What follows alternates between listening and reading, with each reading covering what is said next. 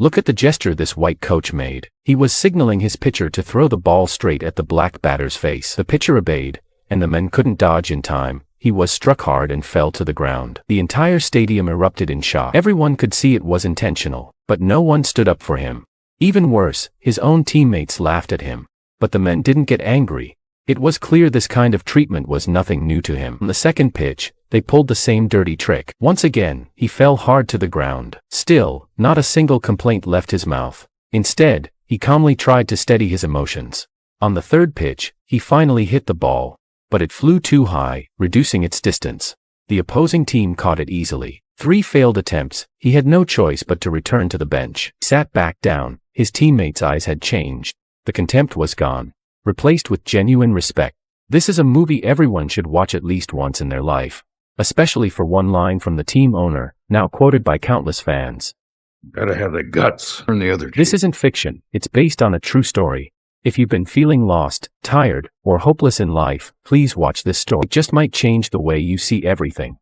It was summer, but in the girl's bedroom, snow suddenly began to fall. Confused, she walked in, only to find herself standing at the gate of an abandoned kindergarten. Before she could react, a demon appeared behind her. Its sharp claw gently lifted a strand of her hair. Just then, her phone rang. Her friend had called and woke her from the nightmare. Later, they met and started doing some research. To their shock, they found out they had gone to the same kindergarten as kids. Strangely, neither of them remembered it. At that moment, Lisa's mom walked in. When Lisa pressed her for answers, her mother finally told the truth. I didn't want you to have to go through your life with this memory. I didn't want you to remember. I wanted you to forget. Remember what?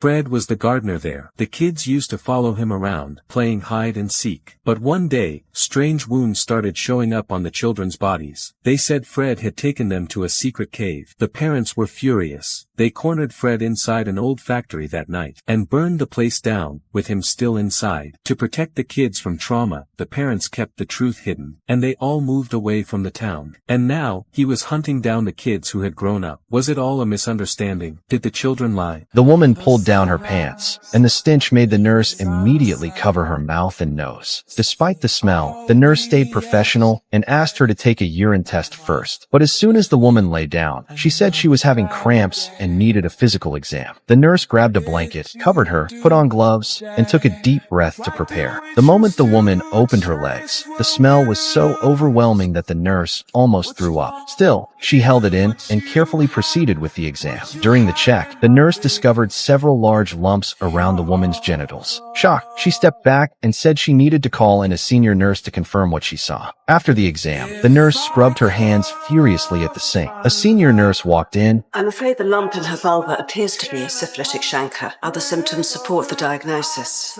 And of course, the fetus is at risk. Dr. Toner is already on his way. I imagine he will prescribe a course of penicillin. Nurse won't catch anything. How could she not have known? How could she have felt that thing and never cared? Pearl Winston isn't accustomed to caring, or indeed being cared about. How can you be so calm? The senior nurse had seen many difficult cases and knew this woman's background well. She was abandoned as a child and never really knew what love felt like. Her husband was rarely home and had multiple affairs. The woman knew she had contracted the disease from him, and even while pregnant, she was determined to confront him. She found her husband and slapped him across the face, but he immediately shoved her to the ground. People started gathering around, watching like it was a show.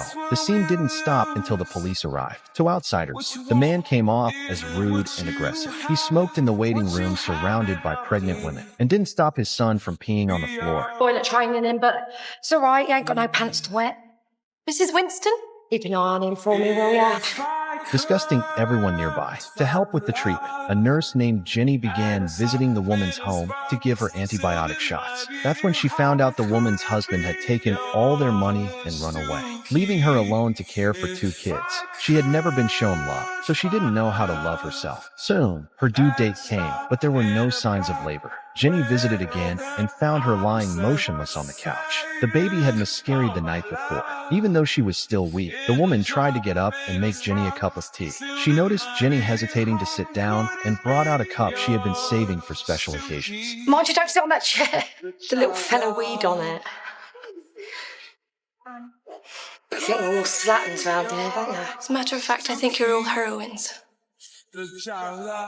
Pregnant woman danced in black stockings to make a living. She performed in front of a group of men, but because she was wearing a thick coat, the audience got upset. Soon, the manager came to her and asked her not to come back. Please, Sonia. Please, just give me 2 more weeks. Stop begging. Men beg when they think they're in with a chance of what they want, and it makes my skin crawl. At my wages.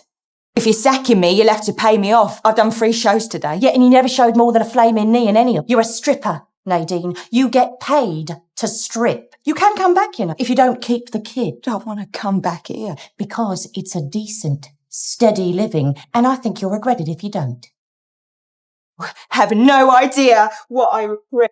In the freezing winter, she lived alone in a small apartment. One day, a midwife came to check on her. The woman shared her struggles and said she might not be able to raise the baby. Is something lovely getting thrown away? Do you give out leaflets about adoption? Yes. Next day, the midwife got a call. The woman had gone into labor. She rushed over to help, but the baby was in the wrong position. Delivery was difficult and dangerous. Thanks to the midwife's help and encouragement, the baby was born. When they heard the baby cry, both women smiled with relief. After the delivery, the woman looked at the baby she had risked her life for. She suddenly felt she couldn't let go. In the end, she bravely went back to the manager to claim her unpaid wages. I want my wages, and I'm not begged, so you don't like that. Have you pawned your mink? No, I sold it. I'm buying a dancing school. And I'm paying cash for the goodwill.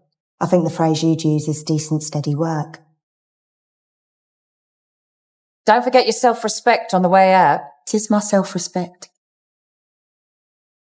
A kid was running around with a kitchen knife and accidentally stabbed a pregnant woman in the belly, but she didn't seem to care. She went straight to yoga class. In the middle of the session, she slipped and fell. Even when her belly caught on fire, she dropped to the ground, belly down, to put out the flames. Everyone panicked, worried about the baby inside her. But she rushed into the bathroom, shutting the door and refusing to let anyone near. Because under her clothes wasn't a real baby bump. It was a silicone fake belly. She had fooled them all. But deep down, she held on to one belief. Being a mom is the greatest thing a human being can do. And someday when we do it for real, we're gonna have to be there for each other because our moms are dead. Lainey had been through a lot growing up. As an adult, she often imagined being pregnant. Sometimes she even dressed up as a mom-to-be, just to feel like she belonged. That day, she thought her chance had finally come. An ex-boyfriend she hadn't seen in 6 months asked her out to dinner. I want us to have a threesome. A threesome. Look, babe, our relation is strong. Let's open her up, right? This is Moira. Davies told me so much about, oh, it's my dress. Oh, I knew I left it over. Steve, I thought you wanted to get married. Wait, come on. You have a threesome with your wife? Wife, weird. Girlfriend, cool.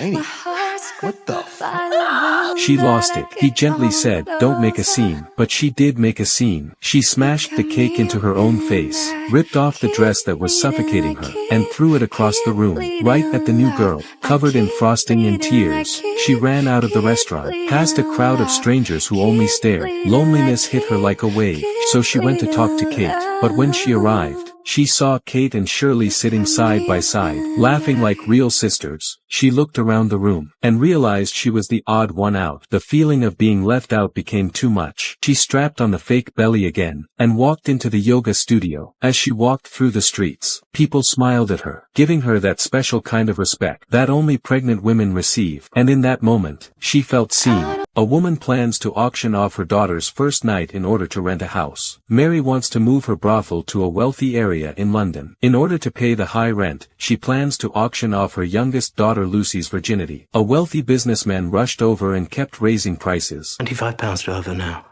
Seal bids for Charlotte, my older daughter. The brightest stars in London's firmament. 40. I know her value. 50. £50. Lucy? Is keeping Miss Carter. What a hellbound spider you are. Clawing my way upwards in the world, Mr. Gibbon. When Mrs. By heard that Mary was